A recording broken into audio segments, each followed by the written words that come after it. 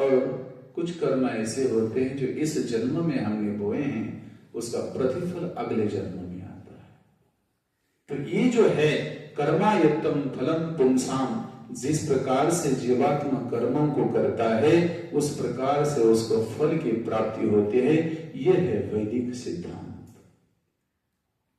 सती तद विपाको जाति आयुर्भोगा दर्शन दे रहा। सती का अर्थ होता है कर्म कृते सती। विपाक, विपाक का अर्थ है परिणाम।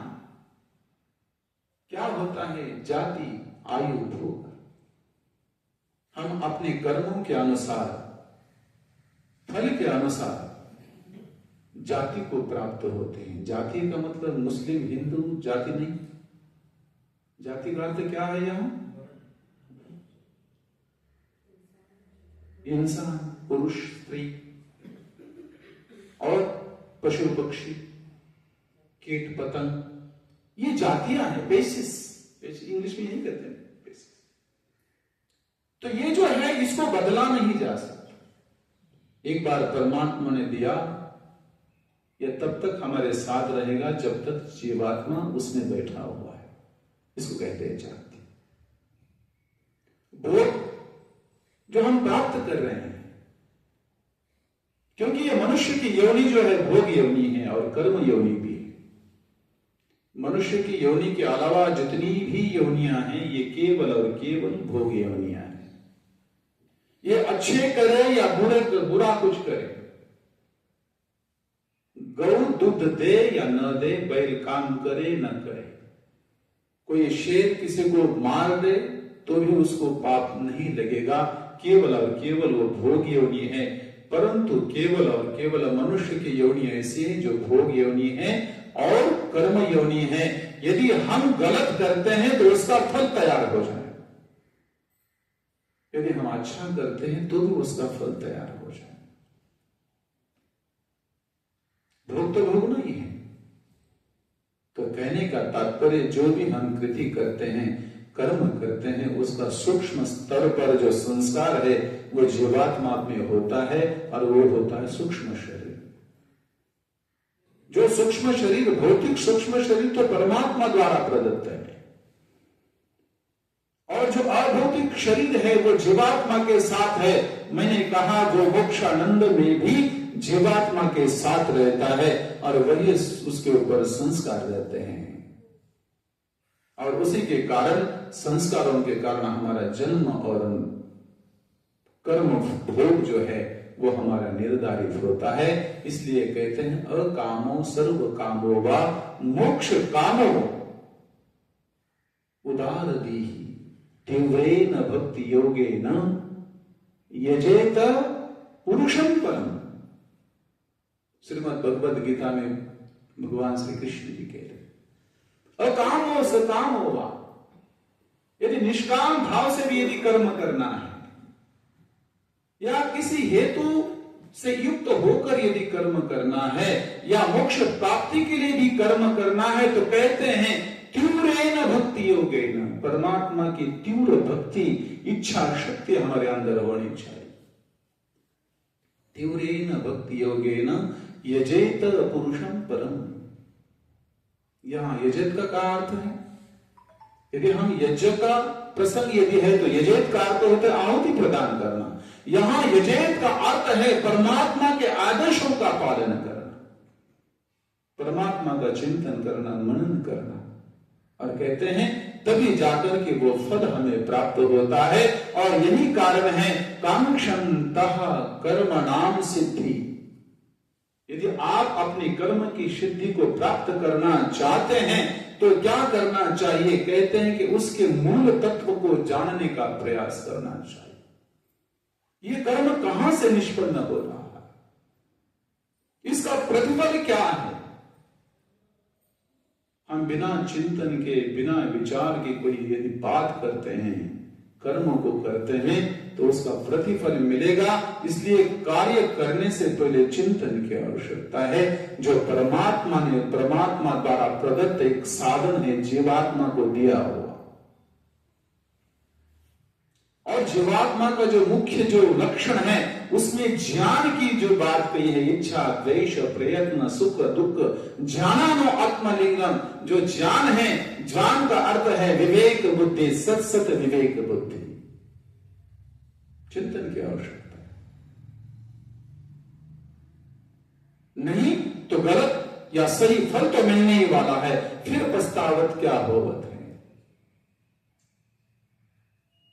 बहुत से लोग ये सोचते हैं कि मैंने कर्म किया ही नहीं, फिर मुझे फल क्यों मिले। होता है ना कभी कभी, मेरी गलती नहीं है फिर भी मुझे फल मिल रहा है। यदि ऐसा है तो चुप साहब कहते हैं वो त्रिविध दुखों में आता है। हम 3 बार शांति शांति शांति कहते, क्यों कहते हैं? 3 बार शांति का अर्थ है आदि भौतिक आध्यात्मिक और आदि दैविक जो दुख है, इन दुखों से निवृत्त होने के लिए परमात्मा से प्रार्थना करते हैं। और शास्त्रकार और दर्शनकार यही कहते हैं, यदि इन दुखों से निवृत्त होना है, यदि आपको लगता है मेरी गलती कुछ भी नहीं है, फिर भी मुझे फल मिल रहा है, दुख मिल रहा है, कष्ट मिल रहा है, तो शास्त्रकार कहते हैं, दर्शनकार कहते हैं, फिर संसार में आए क्यों? किसने बुलाया, किसने न्योता दिया? हम अपने कर्मों के कारण आए। हाँ जी, दुख नहीं, सुख भोगना भी कंपल्सरी है। निगेटिव क्यों हम सोचे, पॉजिटिव क्यों हम न सोचे? ये जो संसार है ये सुख और दुख से युक्त है,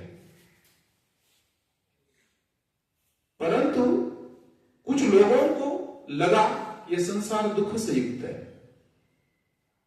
उसमें कौन है? गौतम बुद्ध। उन्होंने कहा सर्वम दुखमयम जगत, ये सब जगत क्या है? दुखमय है। यदि सर्वम दुखमयम जगत होता तो जो हम सुख की अनुभूति कर रहे वो कहां से आ रहा है सुख?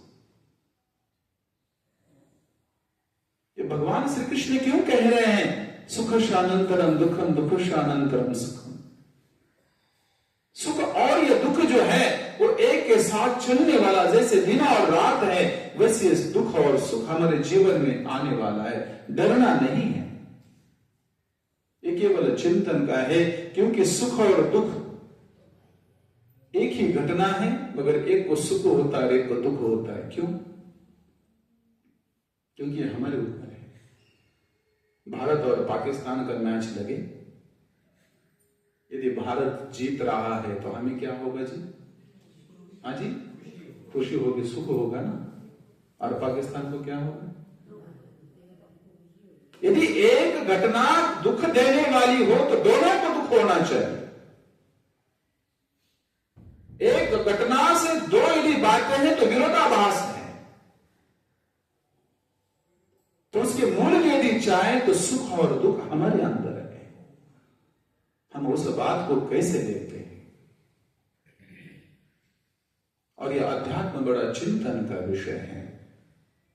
जब तक हम अपने अंतरात्मा को नहीं देखेंगे, कर्म और कल कर्म के फलों को नहीं देखेंगे, तब तक वहां नहीं पहुंच सकते। इसलिए कहते हैं कर्म के बगैर इस संसार में कोई भी नहीं रह सकता। नहीं क्षणमपिम चातुर तिष्ठत्य कर्मकृत।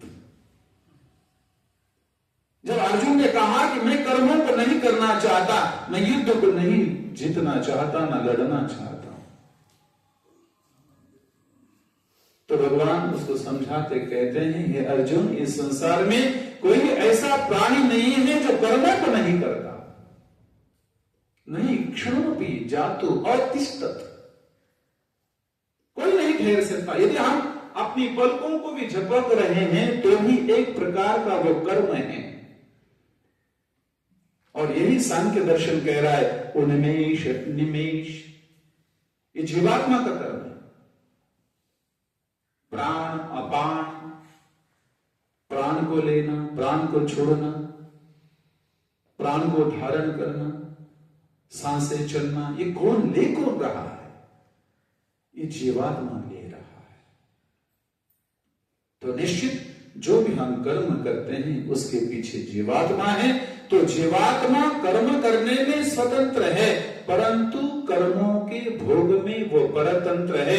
भले ही वो कर्म मानसिक रूप में किया गया हो, वाचिक तौर पर किया गया हो या शारीरिक तौर पर किया गया हो, उन तीनों कर्मों का भोक्ता जीवात्मा है। ये सब उसके साधन है।